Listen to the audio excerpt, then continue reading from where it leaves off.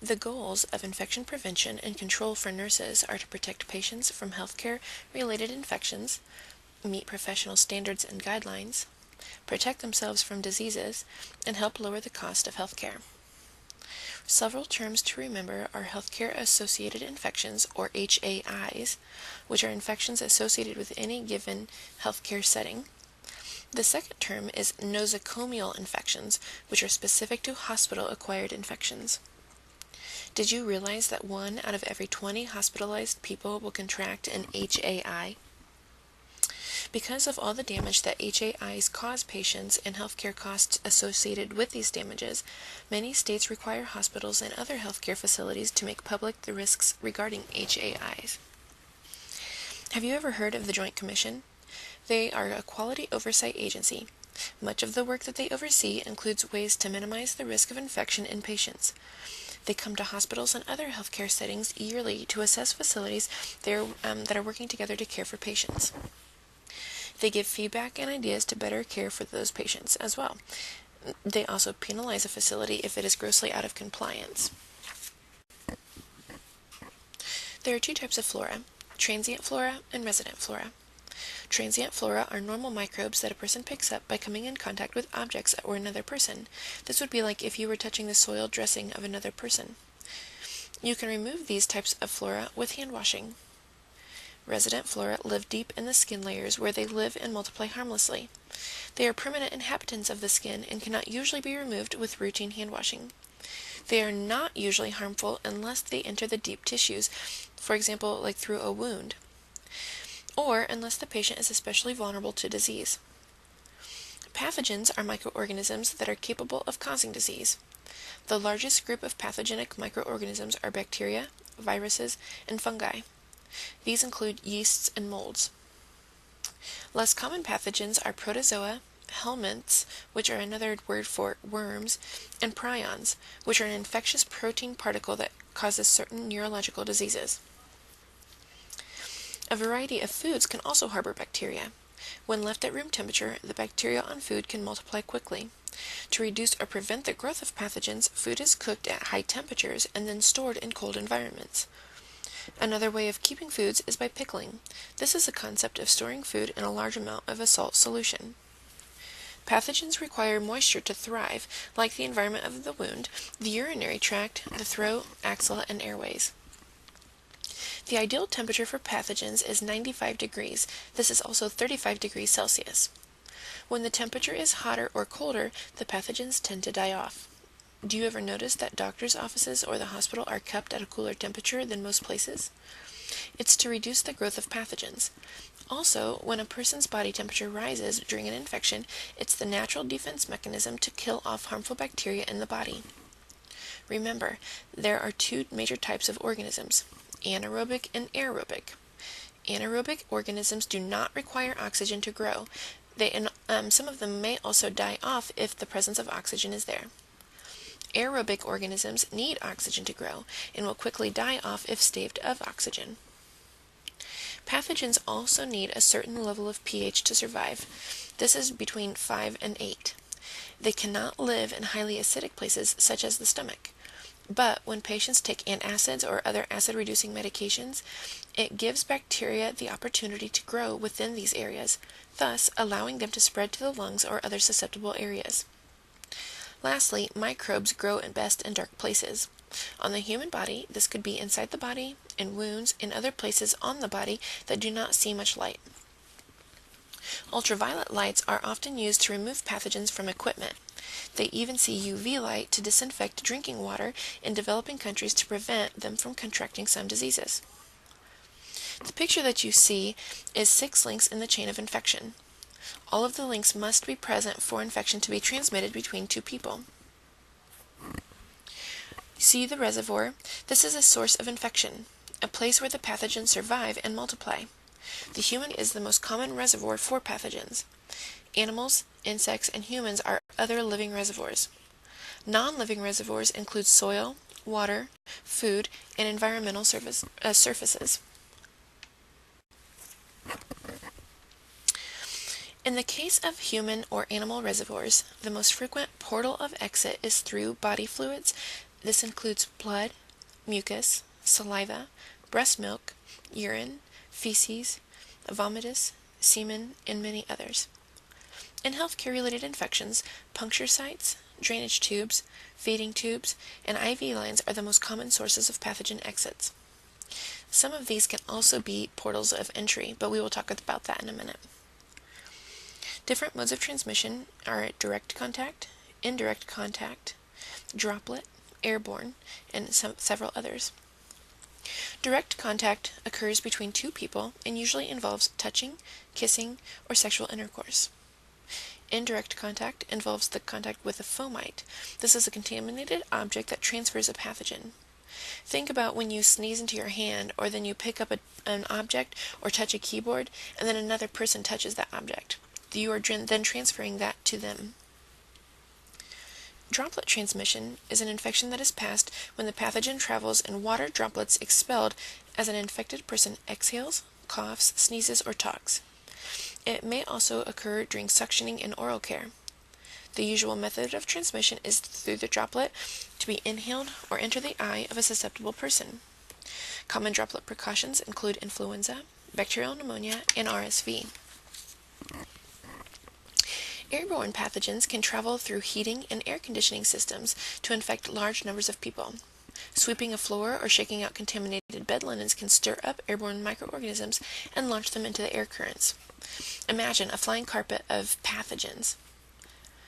The agents of measles and tuberculosis, as well as many fungal infections, are commonly transmitted in this manner. Pathogens can enter the body through various portals of entry. Normal body openings, such as the conjunctiva of the eye, the nares, mouth, urethra, vagina, and anus, are potential portals of entry, as are abnormal openings such as cuts, scrapes, and surgical incisions. Vectors, such as mosquitoes, create portals of entry when they bite through the skin. In healthcare settings, common portals of entry include wounds, surgical sites, and insertion sites for tubes or needles. A susceptible host is a person who is at risk for infection because of inadequate defenses against the invading pathogen. Various factors can increase susceptibility to infection. Among them are the age of the very young and very old, compromised immune systems, as in those receiving immune suppression for organ transplant or treatment for cancer or chronic illness, and immune deficiency conditions such as HIV or leukemia. Incubation. In this stage, the person does not suspect that he or she has been infected, but may be capable of infecting others. This stage may last only a day, as with the influenza virus, or as long as several months or even years, as with tuberculosis. The prodromal phase is typically characterized by vague symptoms, before all other symptoms appear. A person infected with the cold virus may experience a mild sore throat, but not all infections have a prodromal stage. Illness is a stage marked by the appearance of key symptoms related to a disease. If the patient's immune defenses and medical treatments, if there are any, are ineffective, this stage can end in the death of the patient if not treated. The decline stage is when the patient's immune defenses, along with any medical therapies, successfully reduce the number of pathogenic microbes. As a result, the signs and symptoms of the infection begin to fade.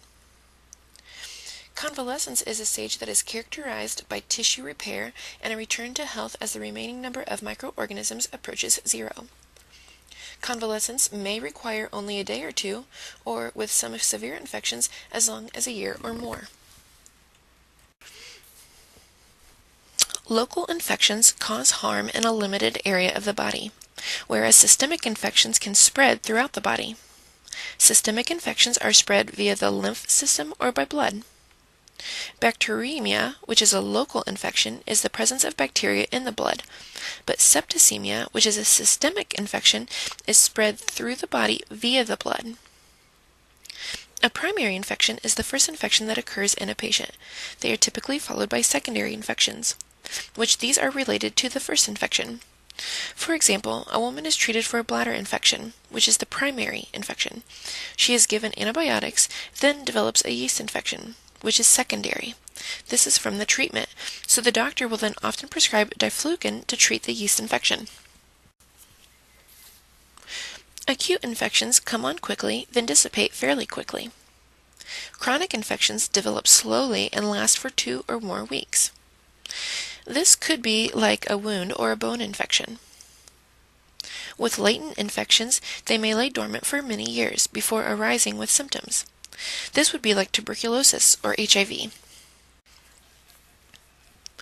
A client living with AIDS develops oral hairy leukoplakia. This is an infection caused by the Epstein-Barr virus. The leukoplakia is considered which one of the following? And the answer is D, a secondary infection.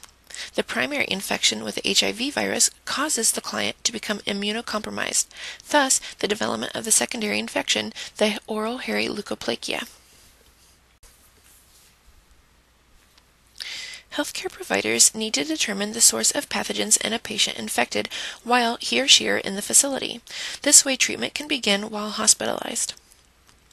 In exogenous healthcare-related infections, the pathogen is acquired from the healthcare environment.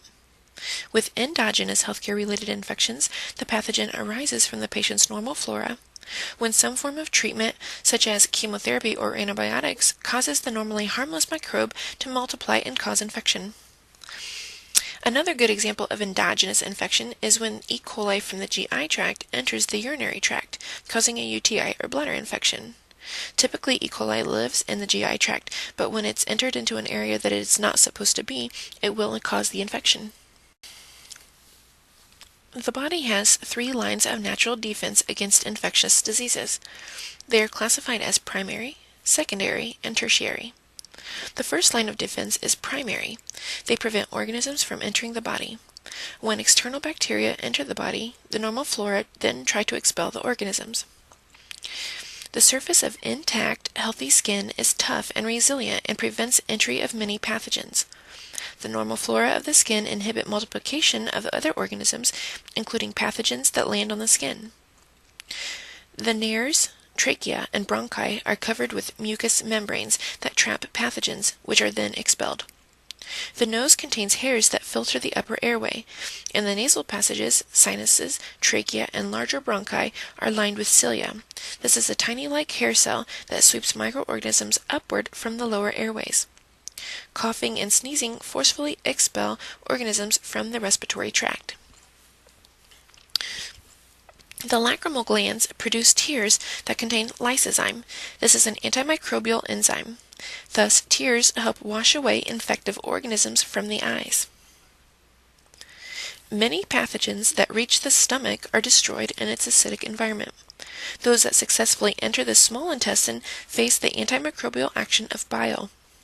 Simple peristalsis, as well as diarrhea and vomiting, are other first-line defense mechanisms for pathogens that invade the GI tract. In addition, normal flora in the intestine secrete antibacterial substances. The genitourinary tract, or GU tract, is protected with mucous membranes. The epithelial cells lining the urethra and anus secrete mucus, which adheres to pathogens to promote their excretion through urine and stool. Urine is highly acidic and contains lysozyme. Also, mucous membranes lining the vagina also help to keep pathogens from establishing colonies there. The high acidity and normal flora of the vagina keep pathogens in check. Pathogens that are able to get past the body's first line of defense begin to break down cells and tissues, thus activating the body's secondary defenses. Phagocytosis is the process by which phagocytes, a specialized white blood cell, engulf and destroy pathogens. Phagocytic white blood cells include neutrophils, monocytes, and eosinophils. Complement cascade is a process by which a set of blood proteins, called complement, triggers the release of chemicals that attack the cell membranes of pathogens, causing them to rupture. Complement also signals basophils, another type of white blood cell, to release histamine, which prompts inflammation. Inflammation is the process that begins with histamine and other chemicals that are released either from damaged cells or from basophils being activated by the complement. With inflammation, blood vessels dilate and become more permeable, which increases the flow of phagocytes, antimicrobial chemicals, oxygen, and other nutrients to the affected area. The classic signs and symptoms of inflammation are localized warmth and erythema, which are developed as blood flow is increased. Fever is the rise in core body temperature that increases metabolism. It inhibits multiplication of pathogens and triggers specific immune responses. Believing that low-grade fevers are necessary natural defense mechanisms, many clinicians do not treat a fever unless it is greater than 102. There are two types of tertiary defenses. They are innate immunity and acquired immunity. Innate immunity is the type that does not care what type of foreign element they kill. The types of foreign elements they kill are phagocytic cells, natural killer cells, and interferons. Phagocytic cells are a white blood cell that look for any type of bacteria, virus, or a dead cell and eat them. Acquired immunity looks for antigens, or the receptors on the surface of the virus, and attaches to them. Once attached to the virus, they engulf it. Tertiary defenses include humoral immunity and cell-mediated immunity. The humoral immune response, or antibody-mediated response, protects the body by circulating antibodies to fight against pathogens. The body's defense systems acts by producing specialized white blood cells, called leukocytes, to seek out and destroy invaders by any of the following methods. Cell-mediated immunity. This acts directly to destroy pathogens. That would be viruses, fungi, protozoans, or cancers, without using antibodies but rather activating phagocytes and T and B cells. 4 types of T cells play a role in fighting infection. They are the cytotoxic killer T cells. They directly attack and kill body cells infected with pathogens. There's the helper T cells. They play a supportive role in cell-mediated responses by secreting interleukin, which attracts infection-fighting white blood cells. Then there's memory T cells. The first time an antigen invades the body, T cells form that respond to the specific antigen. With subsequent infections, the memory T cells are able to increase the speed and amount of the T cell response. Lastly, we have suppressor T cells. They are thought to stop the immune response when the infection has been contained. Anything that weakens the defenses makes a person more susceptible to infection, and any factors that increase the person's exposure to pathogens increases the person's risk for infection. Young children are vulnerable because their immune systems are immature and have limited exposure to pathogens. Children frequently begin to have more infections when they start interacting with people outside of their family. This would be like beginning daycare or starting school. With exposure, the body's natural defense systems turn on to protect them from infection. This is a natural process known as acquiring active immunity. Older adults are susceptible because the immune responses decline with age. A break in the skin, whether caused by a surgical procedure, skin breakdown, or insect bite, and this could even be the insertion of an IV device, creates that portal of entry for infectious microorganisms. Recuperation from infection or injury limits the physical resources available to combat a new pathogen.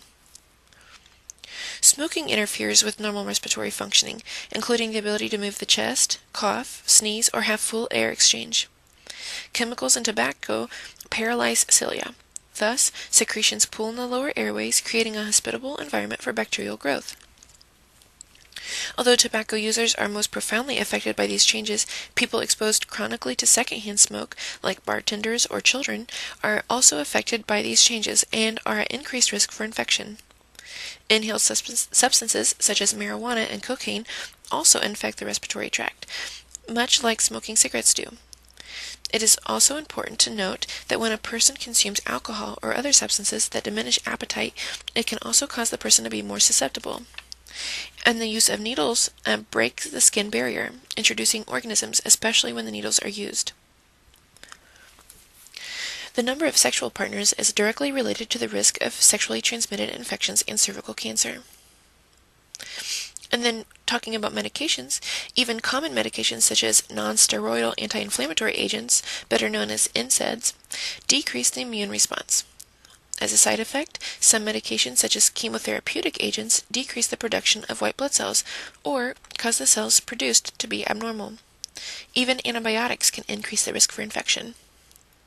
Can you name some of the nursing and medical procedures that increase the risk of infection? The ones that I can think of off the top of my head are IVs, catheters, and some surgeries. Have you ever thought about the environment and how it can affect a person's immunity? What types of jobs can cause a person to be sicker than others? Nurses and other healthcare professionals, elementary educators, and laboratory workers are among a few that I can think of. Efforts to promote wellness can help break the chain of infection by strengthening a person's immune system. Certain factors help to promote natural defenses against pathogens. An acute infection depletes the body's nutritional stores. Therefore, it's important to monitor and support client nutrition, including protein, vitamins, minerals, and water. Nutrients are required to replace lost stores, to maintain production of white blood cells, and to repair damaged tissues. Fever and increased mucus secretions, which are common defenses against infection, increase water loss. Additional water is needed to supplement the lost fluid and to support the increased metabolic rate that occurs with fever. Encourage frequent hand washing as well as regular showering or bathing to decrease the bacterial count on the skin. However, be aware that overzealous cleanliness diminishes the skin's natural oils and may lead to cracking of the skin. Rest and sleep renew the body and mind and conserve strength. Sleep needs vary, and there is really no correct amount of sleep. However, sleep of 6 to 9 hours per night is considered fully restorative for most people. Exercise is just as important as sleep is. If a person does not get enough exercise, circulation slows down, and the lungs do not get enough oxygen to fully support a healthy body. Whether physical or mental, stress decreases the body's immune defenses. Laughing, in contrast, increases oxygenation, promotes body movement, and increases immune responses. So possibly laughter is the best medicine. Immunizations via vaccine can protect against several infectious diseases, some of them being measles, mumps, and other childhood diseases, including pneumonia, influenza, smallpox, and shingles. Unfortunately, some pathogens, such as the virus that causes the common cold, mutate so rapidly for an immunization to be developed. Encourage clients to follow recommendations for immunizations. For most diseases, at least 85% of the population must be immunized in order to protect the entire population from the disease. Medical asepsis refers to procedures that decrease the potential for the spread of infections. You probably already practice medical asepsis in other settings without even realizing it. For example, at home you wash your hands before and after handling food. Before chopping food, you make sure that your cutting board and utensils are clean. After using them, you wash them off with hot soapy water. In the healthcare setting, medical asepsis includes hand hygiene, environmental cleanliness, standard precautions, and protective isolation. Hand hygiene is the single most important activity for preventing and controlling infection. The World Health Organization has chosen as the first global patient safety challenge the reduction of healthcare-associated infections, with the theme, Clean Care is Safer Care. They have made hand hygiene the cornerstone strategy because it's so simple, standardized, low cost, and based on solid scientific evidence. The picture to the right is the 5 moments of hand hygiene you will frequently see in patient care settings. It displays the times during patient care that a nurse or healthcare worker should be washing their hands.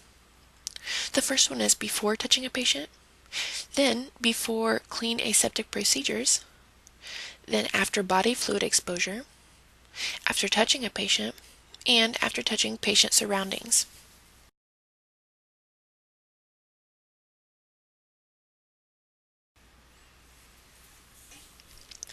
Always use warm water. Hot water will increase the potential for skin breakdown. Use only agency-approved soaps. The CDC recommends a 60% alcohol-based solution for routine cleansing. In surgery settings, a solution containing chlorhexidine is used. Rub all surfaces of the hands and wrists vigorously, including the back of the hands and nails.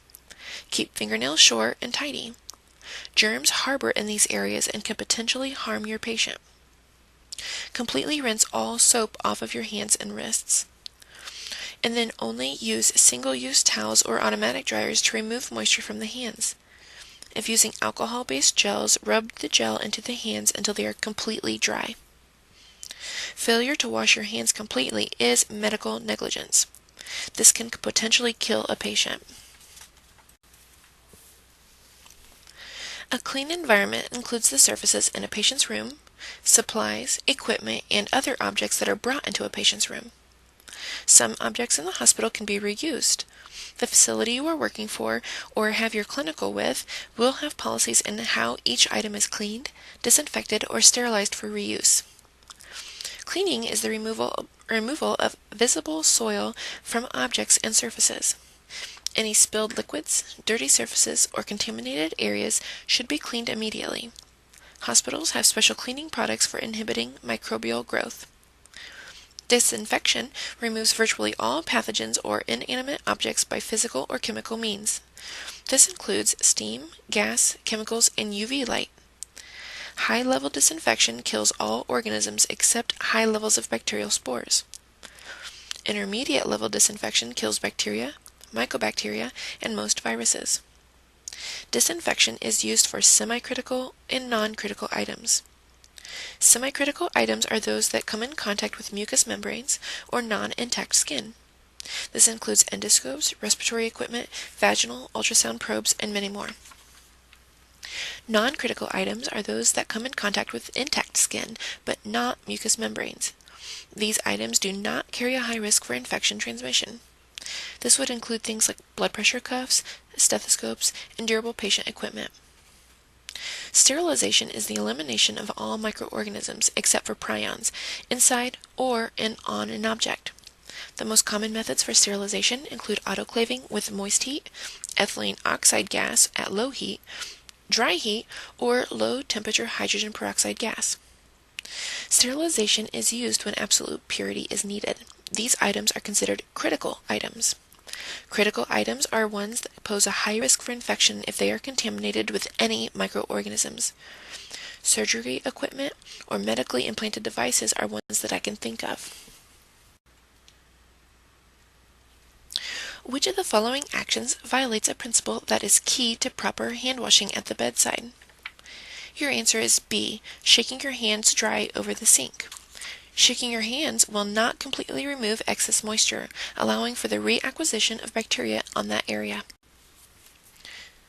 Standard precautions are the first tier of protection and need to be applied to all patients. Personal protective equipment are devices used by healthcare workers for both standard precautions and transmission-based precautions. This includes gloves, masks, eye shields, and gowns. Transmission-based precautions is the second tier of protection and outlines precautions to be used based on the mode of transmission of the infection. Recall from the discussion on the chain of infection that pathogens may be transmitted by contact, droplet, or air. Each mode of transmission requires a different approach to prevent infection. If a patient is in transmission-based isolation, you must disinfect the equipment on removal from the room. When removing linens or non-disposable items from a room with contact, droplet, or airborne isolation, place the equipment in special isolation bags. Contact precautions are for organisms spread by direct contact with the patient or environment. This is the most common form of transmission.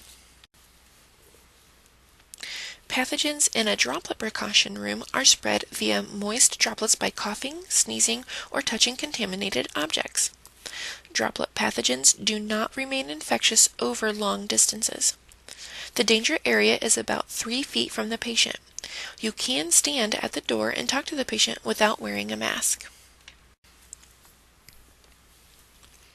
Airborne pathogens are very small and remain infectious over long distances when suspended in the air. Easily spread via air currents such as ventilation systems, shaking sheets, and sweeping. Make sure to dispose of isolation equipment in the correct manner. This includes linens, disposable items, sharps, and specimens. With linens or needles or any other disposable items, place the contaminated equipment and materials that contain body fluid or specimens into special isolation bags. The worker inside the room continues to wear special isolation equipment and handles only contaminated items. The second worker stands at the door and holds the isolation bag open without touching the inside of the bag. The first worker places items inside the bag without touching the outside of the bag. The client has a draining abdominal wound that has become infected. In caring for the client, the nurse will, and the answer is A, use contact precautions. Contact precautions are used when contact with the infected drainage could lead to transmission of infection. Protective isolation is used for clients with low white blood cell counts, clients undergoing chemotherapy, or clients with large open wounds or weak immune systems included in this area. Protective isolation includes following standard precautions, placing the patient in a private room, restricting visitors, wearing a mask, gown, and gloves for patient care, and special cleaning or disposal of the patient's equipment and supplies. Some units, such as neonatal intensive care units, labor and delivery units, and burn units, may follow these aspects of protective isolation at all times. At many facilities, flowers and fresh fruits and vegetables are not allowed due to some of the chemicals or bacteria that are found on them. But at this time, there has not been sufficient research to prove this procedure to be necessary. Surgical asepsis, or sterile technique, requires creation of a sterile environment and use of sterile equipment. It is different from medical asepsis because of the complexity of setup. Not every patient needs surgical asepsis, but is needed for surgery equipment and medically implanted devices, among others. There are 3 levels of asepsis: sterile, modified sterile, and clean technique. Sterile technique is the use of sterile gloves and supplies. Think about Foley insertion or inserting an IV. Before beginning a sterile technique procedure, determine what equipment will be needed and gather it. Also, if assistance is needed, have everyone available when beginning. Before beginning or opening any packages, assess for expired equipment and any damage to the packages. Modified sterile technique is the use of non-sterile procedure gloves with sterile supplies. Think about suctioning a trachea or a vent. Clean technique is the use of clean hands or non-sterile gloves and clean or not sterile supplies. This would be like taking a blood pressure, removing a catheter, completing an assessment, or feeding a patient. A surgical scrub is a modification of the hand-washing procedure described earlier. It traditionally involves an extended scrub of the hands using a sponge, a nail cleaner, and a bactericidal scrubbing agent.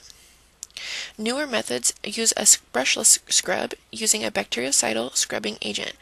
All methods require a pre-wash before the surgical scrub.